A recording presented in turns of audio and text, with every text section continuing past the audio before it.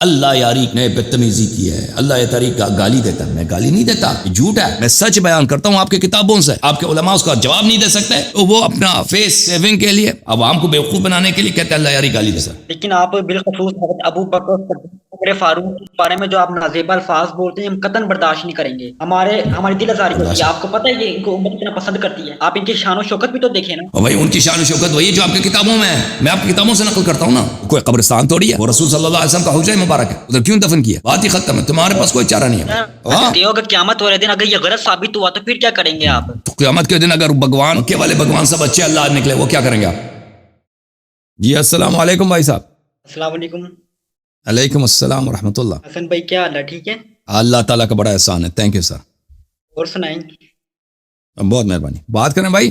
جی میرا سوال یہ تھا کہ جو آپ بدعت ہے، کیا بدعت ہے؟ اگر یہ غلط جی جی کیا چیز بدعت ہے؟ کرتے ہیں اور اگر یہ غلط ثابت ہو تو کیا کریں گے آپ؟ مجھے نہیں معلوم آپ کیا کہہ رہے ہیں بھائی، کیا چیز بدعت ہے؟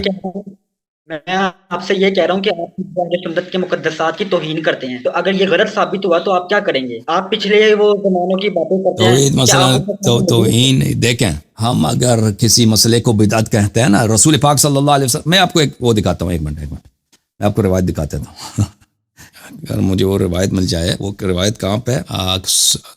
سیرہ کی کتابوں میں آپ کی خدمت میں تاریخ طبری نکال دوں، ایک منٹ۔ محترم ناظرین، ایک کتاب ہے تاریخ طبری المعروف بتاریخ الامم والملوک، میں آپ کی خدمت میں واپس آتا ہوں۔ جی اچھا، یہ جزء ثانی ہے، منشورات مؤسسۃ العالمی بیروت لبنان میں سنہ 1998 میں چھپی ہے۔ اس کتاب میں آپ کو صفحہ نمبر 236 میں لے کے چلتے ہیں۔ یہ صفحہ نمبر 236 ہے میرے محترم ناظرین۔ یہ ابن اسحاق روایت کرتے ہیں سلمہ سے، فصدع رسول اللہ صلی اللہ علیہ وآلہ وسلم بامر اللہ وباد قومہ بالاسلام۔ رسول پاک صلی اللہ علیہ وآلہ وسلم کو اللہ کی جانب سے حکم ہوا کہ آپ علی العلن اسلام کی دعوت دیں، قریش کو، مکے والوں کو اسلام کی دعوت دیتے ہیں، تو انہوں نے رسالت کا علنی اعلان کیا اور کہا توحید کا پیغام لے کے آئے اور اپنے قوم کو اسلام کی طرف بلایا۔ رسول پاک صلی اللہ علیہ وآلہ وسلم نے کیا کیا؟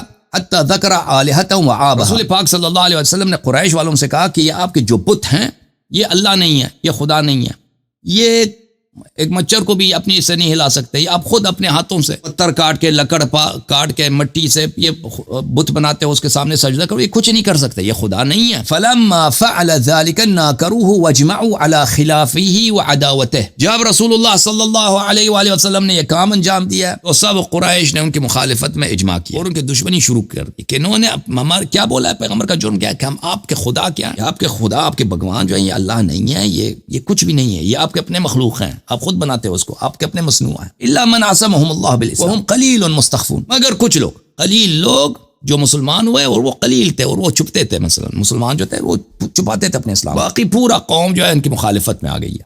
اچھا وجہ کیا ہے؟ وجہ یہی ہے پیغمبر صلی اللہ علیہ وسلم نے ان کے خداؤں کو کیا بولا ہے کہ بولا یہ خدا نہیں ہے۔ اچھا تو یہ اس زمانے میں مکے کا سردار کون تھا؟ مکے کا سردار حضرت ابو طالب علیہ السلام۔ تو قریش کے جو سردار تھے عتبہ ابن ربیعہ، شیبہ ابن ربیعہ، ابو البختری، اسود ابن المطلب، ولید ابن مغیرہ، ابو جہل ابن ہشام، عاص ابن وائل، نبی ابن نبی و منبہ ابن الحجاج اور دوسرے لوگ، یہ آ گئے سب۔ فقالوا یا ابا طالب، یہ آ گئے حضرت ابو طالب علیہ السلام کے پاس، کیا کہا؟ یا ابا طالب ان ابن اخیک قد سب آلہتنا، آپ کے بھتیجے نے ہمارے مقدسات کی توہین کیا، مقدسات کی، اس نے ہمارے خداؤں کو گالی دی۔ رسول اللہ صلی اللہ علیہ وآلہ وسلم وَإِنَّكَ لَعَلَىٰ خُلُقٍ عَظِيمٍ، کیا تھے؟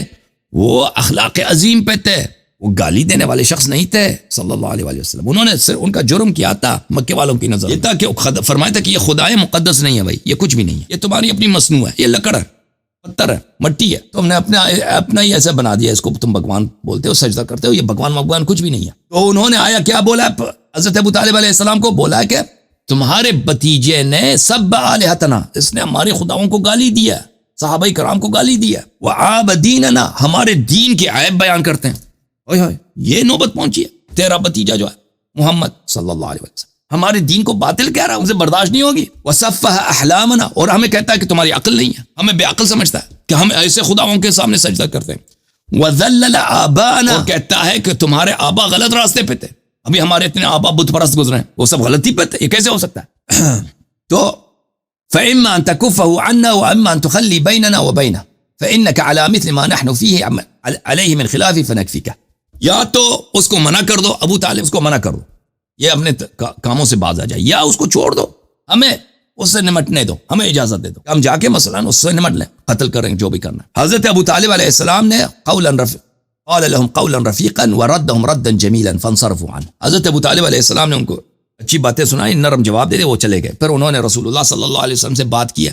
رسول اللہ صلی اللہ علیہ وسلم نے کہا کہ میں اللہ کی جانب سے نبی ہوں، میں اپنی باتوں سے باز نہیں آ سکتا. تو میرے بھائی آپ جو کہتے ہیں نا کہ میں نے صحابہ کی بے حرمتی کی ہے، مقدسات کی میں نے توہین کی ہے، میں نے وہی باتیں کی ہیں جو آپ کے کتب میں ہیں. میں نے ابو بکر عمر کے متعلق کوئی ایسی بات نہیں کی جو آپ کے کتب میں صحیح سند کے ساتھ موجود نہیں ہے. ٹھیک ہے نا میرے بھائی؟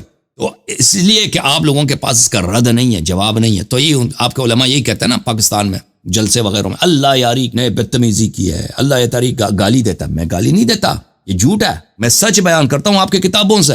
آپ کے علماء اس کا جواب نہیں دے سکتے تو وہ اپنا فیس سیونگ کے لیے، اپنی عوام کو بیوقوف بنانے کے لیے کہتے ہیں اللہ یاری گالی دیتا. اوکے بھائی، جواب آ گیا؟ یہ آ گیا جی سر. لیکن آپ بالخصوص حضرت ابو بکر فاروق کے بارے میں جو آپ نازیبا الفاظ بولتے ہیں ہم قطعاً برداشت نہیں کریں گے. ہماری دل آزاری ہوتی ہے. آپ کو پتہ ہے یہ ان کو امت کتنا پسند کرتی ہے. آپ ان کی شان و شوکت بھی تو دیکھیں نا. اور بھائی ان کی شان و شوکت وہی جو آپ کی کتابوں میں ہے، میں آپ کی کتابوں سے نقل کرتا ہوں نا. آپ وہ بھی تو دیکھیں نا جہاں پہ حضور اکرم صلی اللہ علیہ وسلم کی قبر ہے، وہاں پہ ان کے ساتھ ہی قبر بنی ہے. ہاں، اگر حضور کا اس کا بھی جواب میں نے بار بار دیا کہ وہ بھی ایک عیب ہے، کیونکہ رسول اللہ صلی اللہ علیہ وسلم نے تو اجازت نہیں دی تھی کہ ان کو وہاں پہ دفن کیا جائے. اگر کوئی حدیث ہے تو ہمیں دکھا دو. وہ کوئی قبرستان تھوڑی ہے، وہ رسول صلی اللہ علیہ وسلم کا حجرہ مبارک ہے، ادھر کیوں دفن کیا؟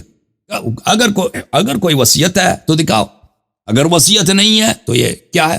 یہ غصب. اگر کہتے ہو یہ عائشہ کا ارث ہے تو فدق بی بی سلام اللہ علیہ کا ارث نہیں بنتی، حجرہ عائشہ کا ارث بن جاتی ہے. حالانکہ عائشہ کا حق 9 میں سے سمن ہے، 1.5% سے بھی کم ہے، 1.25% ہے. تو 9 من الثمن 1/8 میں سے 1/9 عائشہ کا حق بنتی ہے. وہ حجرہ اس کے حق میں کہاں جاتی ہے؟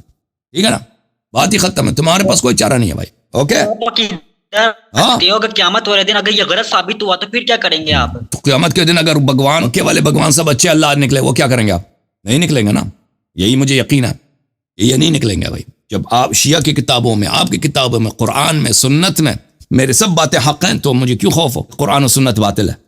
ٹھیک ہے نا بھائی؟ اوکے، اپنے علماء کے لے کے آئے کہ علمی رد کریں. اگر میں نے کوئی ایسی بات کی ہے ابو بکر عمر کے متعلق جو آپ کی کتابوں میں نہیں ہے، بالکل آپ کے علماء بھائی وہ نشاندہی کر لیں. کیوں سامنے نہیں آتے بھائی؟ اس لیے سامنے نہیں آتے، کچھ آتے بھی ہے نا کہ وہ کبھی مجھے ایسا ثابت کر سکیں کہ میں نے ایک جھوٹ بولا آپ کی کتابوں. آپ کے نہیں ثابت کر سکتے. آپ کے علماء ادھر آتے ہیں گفتگو کرنے کے لیے، اور اکثریت جو مشہور علماء ہیں وہ چپ جاتے ہیں. اگر میں نے کوئی جھوٹ بولا آپ کے اماموں کے متعلق، آپ کے خلفاء کے متعلق، ابو بکر، عمر، عثمان، عائشہ کے متعلق، بالکل نشاندہی کریں کہ یہ جملہ آپ کا جھوٹ ہمارے کتاب میں نہیں ہے. میں آپ سے ادھر آ کے معذرت کروں گا، وہ اپنی بات کو واپس لے لوں گا. لیکن اگر میری بات صحیح ہے تو اتنا بہادری رکھ لو، اتنا شرافت تم میں ہونی چاہیے کہ تم آ کے ادھر کہہ دو کہ ہاں یہ باتیں آپ کی صحیح ہماری کتاب میں ہے. ہمیں چاہیے کہ ہم اس کا جواب ڈھونڈ لیں. ہمارے علماء کو چاہیے کہ ہماری آپ کی باتوں کے جواب دے دیں. یہ کہنا ہم برداشت نہیں کریں گے، برداشت نہیں کریں، اس سے کیا ہوتا ہے؟ برداشت نہیں کرو، کیا ہوگا؟ کچھ بھی نہیں ہوگا. اوکے میرے بھائی، تھینک یو سر، اللہ آپ کو جزائے خیر دے. خدا حافظ، سلامت رہو. اوکے بھائی. ڈاکٹر سعد علی صاحب تیار ہیں آپ؟ کال ان کی فریز ہے میرے خیال.